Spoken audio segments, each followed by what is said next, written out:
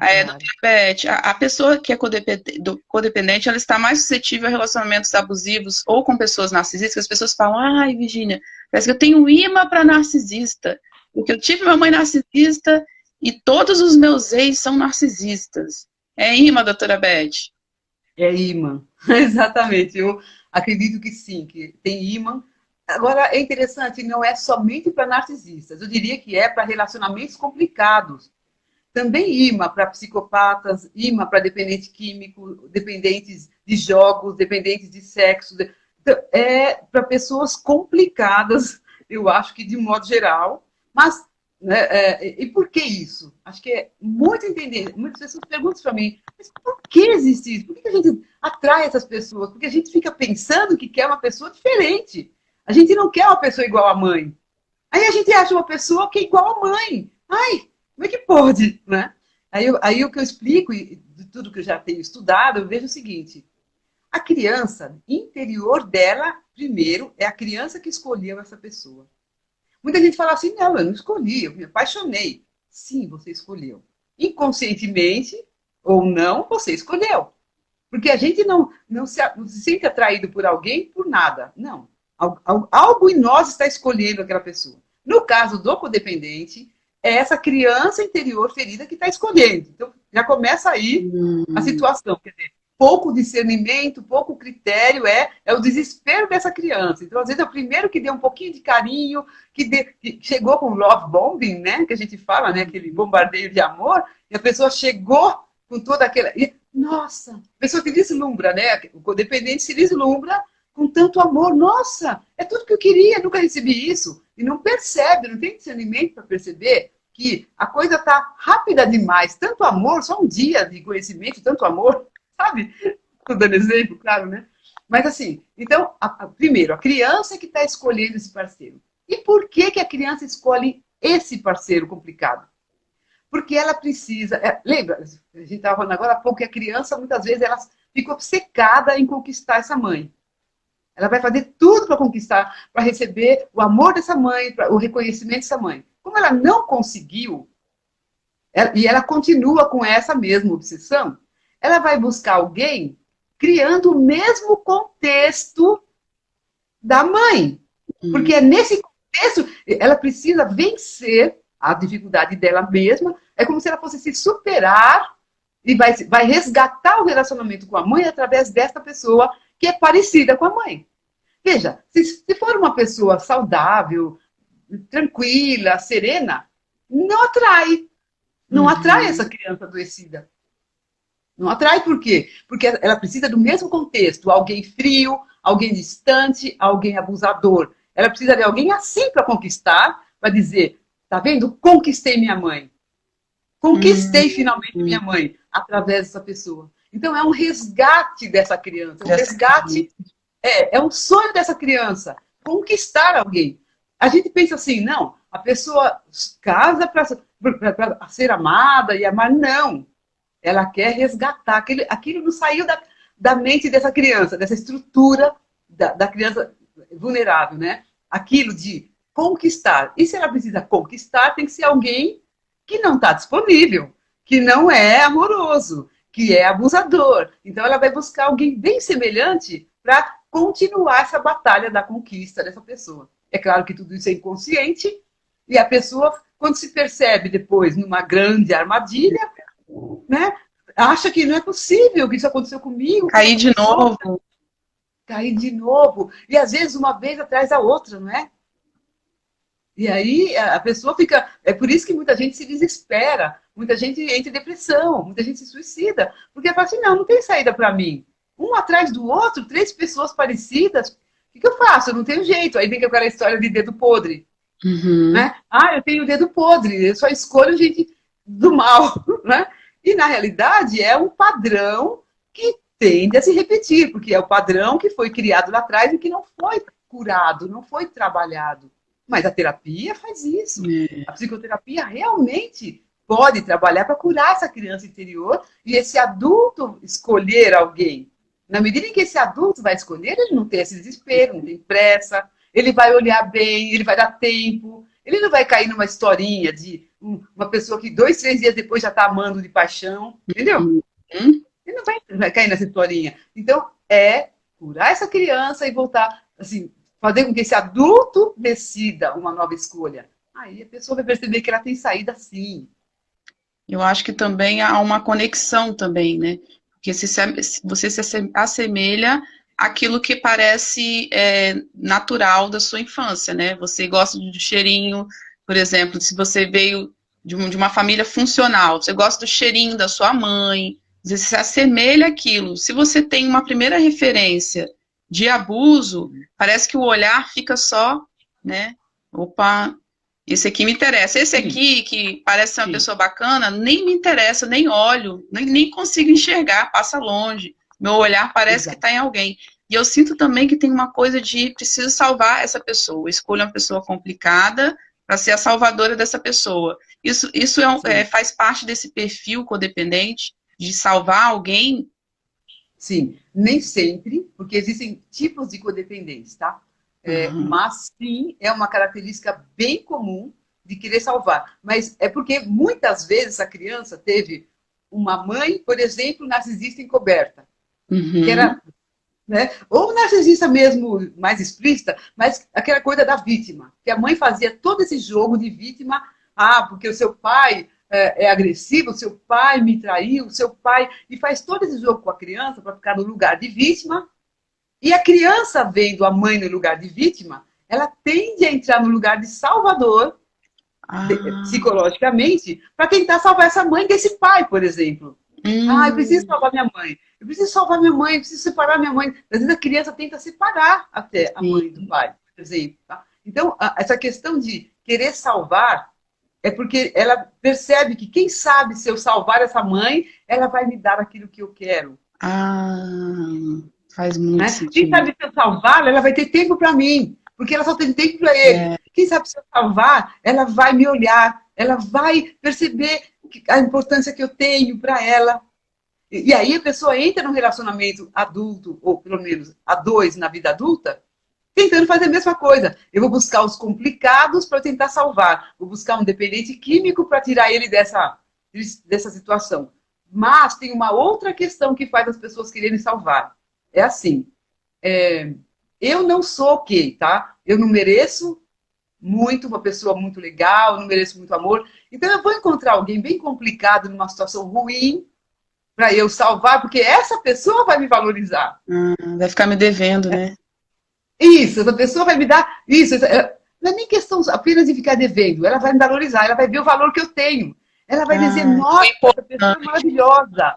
Isso. Aí ela vai enxergar um valor em mim. Eu vou ter reconhecimento, eu busco aprovação e reconhecimento e ela vai me dar.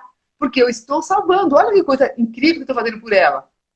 Então tem esse outro aspecto na dependência emocional. Por causa dessa baixa autoestima, então eu penso assim que vai ser mais fácil alguém inferior do ponto de vista de várias possibilidades aí, inferior socioeconomicamente, inferior porque está com muitos problemas, inferior por vários motivos, e então essa pessoa eu vou salvar e ela vai me valorizar. E ela vai me amar para sempre, né? Vai me amar para sempre e nunca vai me deixar. Tem isso também. Tem isso, tem tudo isso. Faz muito sentido. Vamos lá. Doutora Beth, quando der 19 vai cair, tá? Que derruba, o Instagram derruba e a gente entra de novo, tá? Ele não deixa passar de 1 hora. Daqui 10 minutos vai cair, mas dá tempo de responder mais uma pergunta, né? Por que o codependente tem dificuldade em focar em si mesmo? E qual seria, como que ele faria esse processo de olhar para si e se cuidar? Acredito que a gente acabou já falando um pouco disso, mas então, vamos lá, voltando para a criança. Então, essa criança interior ferida, ela tem essa estratégia que se chama de orientação para o outro. Ela coloca todo o foco dela no outro, porque ela precisa que o outro a preencha, que o outro a supra nas suas necessidades, né? Então, isso faz com que ela fique focando demais no externo, focando demais no outro. Então, como eu disse antes, é uma estratégia, é a receita da felicidade para a criança interior ferida. Ela entende que essa é a receita. Eu preciso olhar para o outro, e atender o outro, perceber o que ele precisa, cuidar, dar amor, dar e dar e dar, né? É uma generosa, entre aspas, tá? E aí ele vai me dar o que eu preciso. E aí, por que que a pessoa... Então, por que que ela faz isso? Por causa desse condicionamento da infância, desde a infância. E como é que faz para a pessoa focar em si? Primeiro, assim, tudo isso que nós estamos falando vai ajudando a pessoa a ganhar mais consciência de que essa estratégia, ou essa receita da felicidade não funciona. Não vai fazer o objetivo dela. Você sabe de uma coisa interessante? Às vezes, isso, para algumas pessoas, pode parecer funcionar. Porque essa pessoa até pode encontrar alguém um pouco mais saudável, mais tranquilo, e essa pessoa, por um tempo, dá afeto e ela pensa que ela não tem problema. E quando essa pessoa sai da vida dela, por exemplo, e entra um outro, e aí ela percebe que o problema está lá. E sempre esteve. Então, muitas vezes a pessoa se engana com isso. Ok, mas de novo, como que a pessoa pode colocar foco em si? Tomando consciência cada vez mais de que, como eu te falei, a questão ou a solução do problema não está lá fora, está dentro. E aí, nesse sentido, a pessoa, quanto mais percebe isso fazendo as coisas, por exemplo, a meditação guiada que você falou, se ela vai curando essa criança, ela vai percebendo que ela vai se sentindo cada vez melhor e mais liberta da outra, aquela pessoa que ela se sente dependente. Então, quanto mais ela se desenvolve as outras áreas da... Então, isso é um trabalho fundamental na codependência, trabalhar as outras áreas da vida.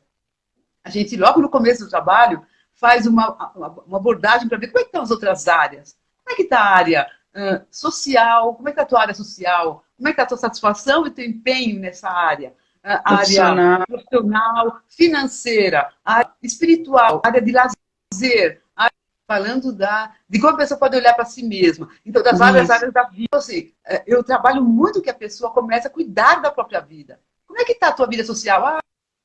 Eu abandonei os amigos quando me casei, agora não tenho amigo nenhum. Vamos lá, vamos retomar. Vamos lá, faz uma listinha. Quem era? Faz tempo que você não conversa. Aquela amiga da faculdade. Vamos retomar, vamos... E aí a pessoa começa a... E é um trabalho bem direcionado.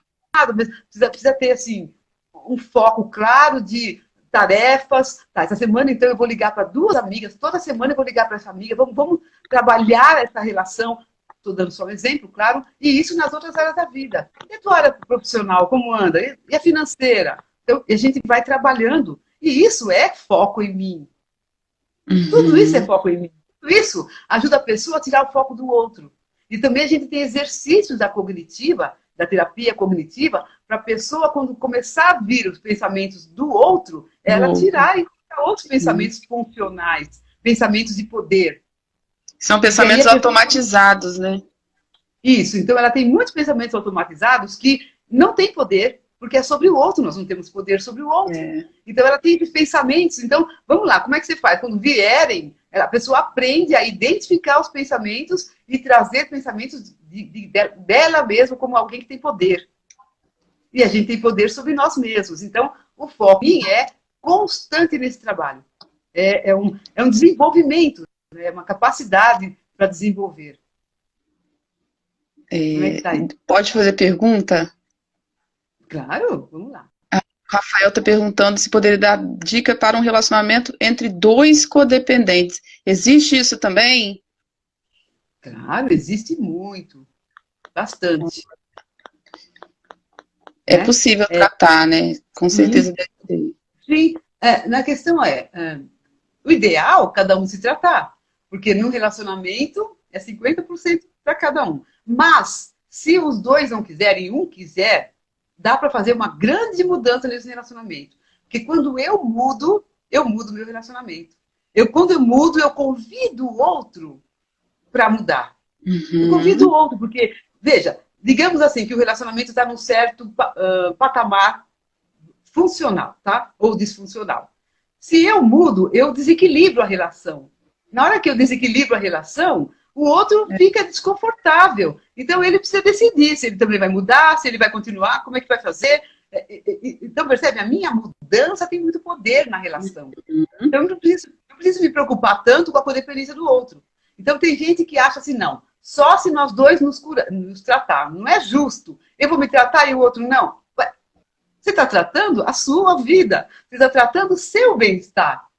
Você vai se fortalecer. E você se fortalecendo, você vai fortalecer a relação de alguma maneira. A não ser que essa outra pessoa fique completamente obcecada por continuar como está. Ela não quer mudar de jeito nenhum.